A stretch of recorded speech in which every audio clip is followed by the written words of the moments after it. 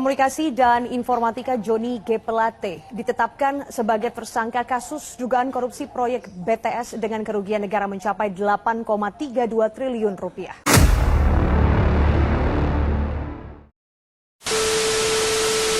Laki-laki korupsi.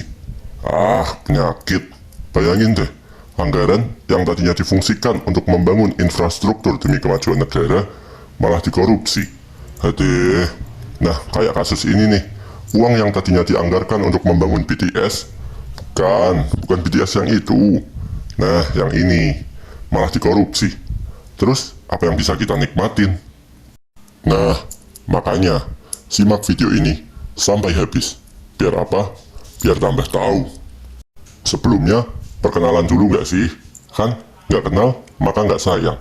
Barangkali ada yang sayang, kan bisa mimin pacarin. Hehe. Dah lah, bercanda muluk. Yuk, tonton aja videonya. Jangan lupa sampai habis. Hai guys, perkenalkan nama saya Ahmad Hafidz dengan NIM 81114213744. Nama saya Nicholas Herta Prasetya dengan NIM 81114213992. Nama saya Muhammad Galih Ramahadi dengan NIM 81114214402. Nama saya Rifat Fahrezi dengan NIM 81114214413. Assalamualaikum warahmatullahi wabarakatuh. Di sini saya akan menjelaskan tentang apa itu Tower BTS. Tower BTS adalah suatu infrastruktur telekomunikasi yang memfasilitasi komunikasi berkabel antara perangkat komunikasi dan jaringan operator. Dapat pula dikatakan bahwa BTS ini merupakan antena atau pemancar yang menerima dan meneruskan sinyal dari operator telepon seluler ke pelanggan atau sebaliknya. BTS ini telah digunakan oleh para provider secara bersama dan berlaku sejak adanya Peraturan Menteri Komunikasi dan Informatika Nomor 2 Tahun 2008 tentang pedoman pembangunan dan penggunaan menara bersama telekomunikasi. Hal ini bertujuan untuk tercapainya efisiensi dan efektivitas ruang komunikasi masyarakat serta dengan tetap memperhatikan kesinambungan pertumbuhan industri telekomunikasi. Lalu fungsi dari Tower BTS adalah untuk mengirimkan dan menerima sinyal radio ke perangkat komunikasi seperti telepon seluler, telepon rumah, sejenis gawai lainnya. Kemudian sinyal radio tersebut akan diubah menjadi sinyal digital yang selanjutnya dikirim ke terminal lainnya menjadi sebuah pesan atau data. Menteri Komunikasi dan Informatika, Rudiantara akan mempercepat pembangunan menara base transceiver station atau yang disebut dengan BTS ini di daerah perbatasan. Rudiantara mengatakan pembangunan menara BTS di seluruh daerah perbatasan guna memudahkan akses komunikasi seluler. Jadi kita fokus ada 3 daerah yang berbatasan langsung seperti Kalimantan dengan Malaysia, Papua dengan Papua Nugini, Nusa Tenggara Timur dengan Timor Leste. Saat ini Kalimantan kita prioritaskan, kata Rudiantara.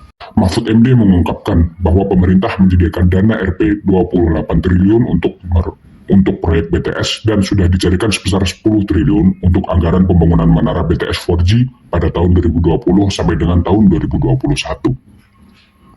Nah, pembangunan ini ternyata terjerat kasus korupsi nih teman-teman. Berikut adalah penjelasan tentang kasus tersebut.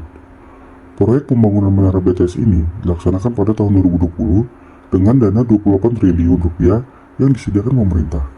Proyek tersebut dilakukan sebagai upaya solusi saat masa pandemi COVID-19 yang membutuhkan jaringan tepat di mana-mana. Letak pembangunan menara BTS ini terletak di wilayah terluar dan terpencil di Indonesia yang tersebar pada 4.200 titik. Pada tahun 2020, pemerintah mencairkan dana sebesar 10 triliun rupiah. Dan pada tahun 2021, pemerintah meminta laporan proyek, tapi nyatanya belum ada menara yang dibangun dengan pandemi sebagai alasannya. Pada bulan Maret 2021, pengelola mengaku sudah ada 1.100 menara dari target 4.200 menara. Namun, setelah dicek, total hanya ada 950 menara yang sudah dibangun. Kemudian, dari 950 menara itu, dilakukan pengecekan 8 menara sebagai sampel uji coba. Namun, hasilnya tidak ada satupun yang berfungsi dengan baik.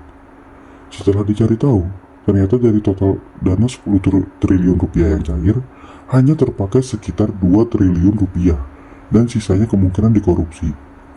Perkara ini sendiri mulai dibuka penyelidikannya pada Agustus tahun 2022, dikarenakan adanya laporan dugaan tindak pidana korupsi dalam proyek BTS 4G untuk mendukung aktivitas masyarakat yang beralih ke daring pada saat masa pandemi COVID-19.